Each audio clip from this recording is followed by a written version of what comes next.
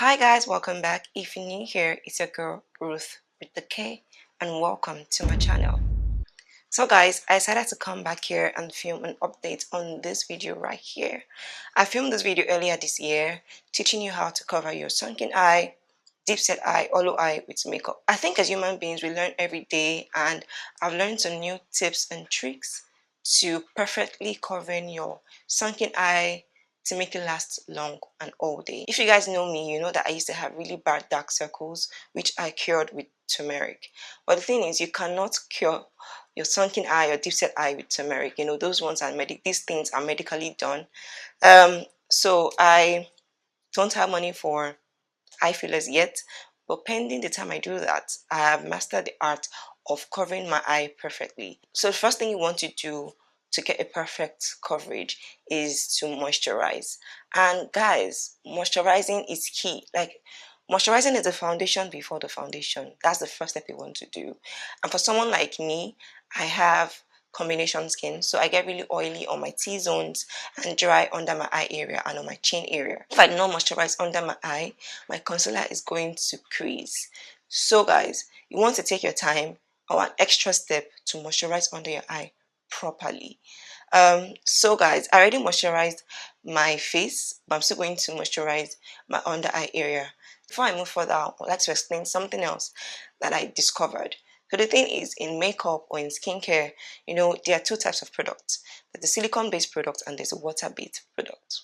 The thing is, if you mix silicone-based products with a water-based product, your makeup is likely to separate. So you want to use all silicone-based products in your makeup routine or all water-based products in your makeup routine to prevent your makeup from separating. So how do you know the difference between a water-based product and a silicone-based product? In a silicone-based product, you will see things like cone, Mecticone, or siloxane, and you'll find this at the back of the product or where the ingredients are listed. So for this video, I'm going to be using just water-based products, and for my moisturizer, I'm using the Clarins Reboost Hydrating Mattifying Cream, and this is it. Most Clarins products contains water or are water-based, so you want to moisturize under your eye or hydrate your eye area. So guys, you want to also, use your ring finger, because your ring finger is the weakest finger, and this prevents you from applying pressure under your eye, because our eye area is very thin and sensitive, so you don't want to apply pressure there. So for this video, I'm going to be doing my right side. So guys, after moisturizing, you want to allow your moisturizer to seep into your skin for about 5 or 7 minutes. That way it will prevent your makeup from moving all over the place, or your concealer from moving around. I'm going to wait for this to seep into my skin for 5 minutes and then come back here before moving to the next step. So guys, I've allowed my moisturizer to seep into my skin now, and let me just zoom this a little bit closer. So the next thing you want to do now is to use the color corrector, and I'm going to be using the Girl Pro color corrector first, because Girl Pro concealers are water based and they're also affordable. It's drugstore, it's about $4 or $5. So so guys, if you're lighter than I am, if you are light skinned, you might want to use something lighter than this. This might be too dark for you, so use something like pink or peach. But for me, I'm using this one. And then you want to color correct, your problem area. And I'm going to be using the brush to just apply this under my eye.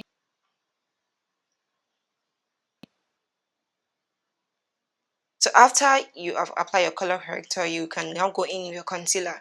But before I do that, I'm going to apply my foundation. I'm going to leave my eye area out of it. So I'm going to apply my foundation all over my face apart from my eye area. So after applying your color corrector, you want to go in with concealer.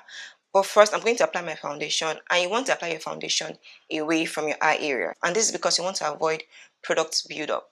In my last video, I applied my foundation under my eye before wearing concealer, and this will most likely cause your concealer or your eye to crease. So you don't want that. If at all, you're going to apply a very minimal amount of foundation under your eye area. So I'm going to apply my foundation off camera and then come back here to continue. So guys, I've applied my foundation now, and as you can see, I did not apply it under my eye area. So what I do most times is, instead of going in with my foundation directly into my eye area. I use what's left on the beauty blender to just cover, to just cover the redness a bit.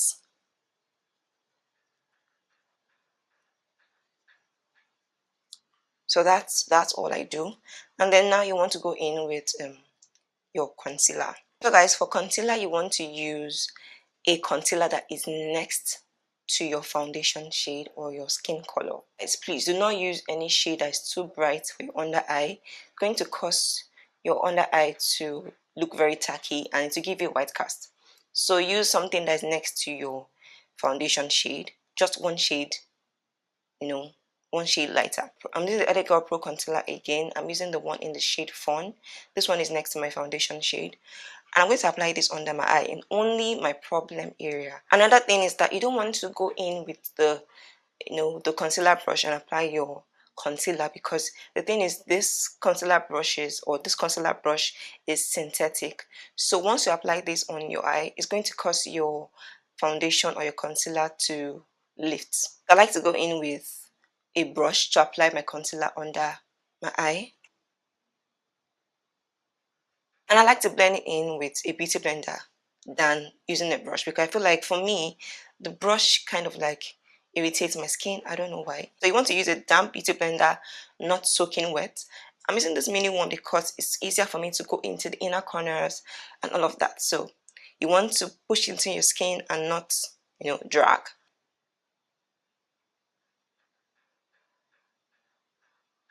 Also guys, another tip to avoid your concealer from shifting away from your face, you want to use the bottom part of the beauty blender to just blend out or buff out the outer areas here, because you don't want your concealer to go all the way to your hairline.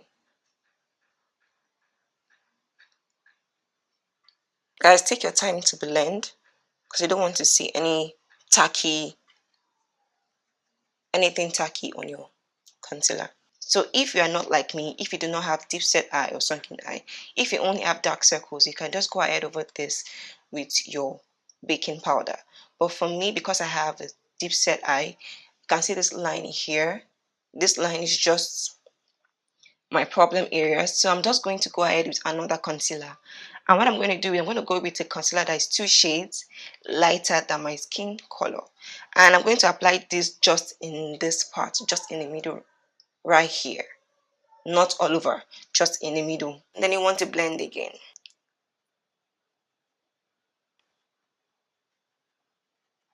You cannot go back in with the beauty blender you used for your foundation to just like blend everything out. Pretty much it. And now you want to lightly bake, guys. Lightly bake. And I'll be using this one by Glam Girls. And I'm using this because I prefer using the banana powder for myself for baking, because I am more caramel skin toned.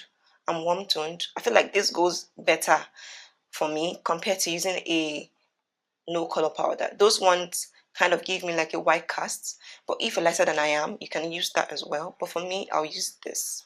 You only need about this much, and then you want to dust off the excess and then go into your eye. And you're not going to bake, you're only going to set.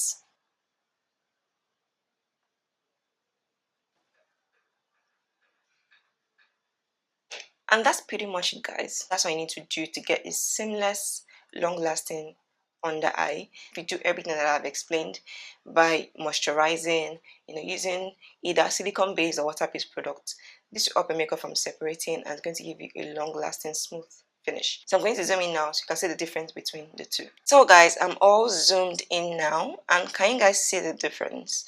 This part is, you can see the hollowness here. You can see this line compared to this. I mean, you can still see a bit of the line, but it's way better compared to this one. You don't want to stack your concealer too much, if it's going to get tacky and it's going to look fake. I'm going to go off camera now and finish the other part of my face, and then when I come back you will see that it's going to look all put together. So guys, I am back and I've completed my whole face. I went ahead to complete the left side of my face. I did the same steps I did right here. I did it over here, and I applied some blush, some contours, some lashes, some lip gloss, looking all glammed up. So guys, this is me all zoomed in, and can you see the difference. From where I'm coming from, I mean, this is way better. This is what, concealer does when you do it the right way.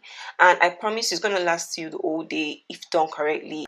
Also, guys, I like to mention that makeup works hand in hand. You can't just do one step and leave the other things undone.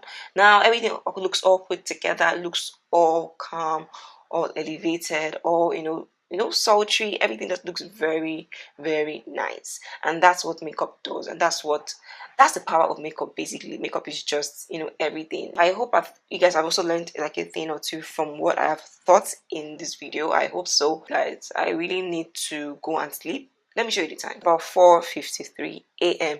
in the morning, guys. In the morning. And this is what a lot of us YouTubers, bloggers, influencers go through. We tend to film at other hours of the day with full makeup on, and then we have to wash it up for going to bed. So yeah, guys, that is all for this video. Make sure you give this a like, share, subscribe, and all that jazz. And I'll see you guys in my next video. Bye.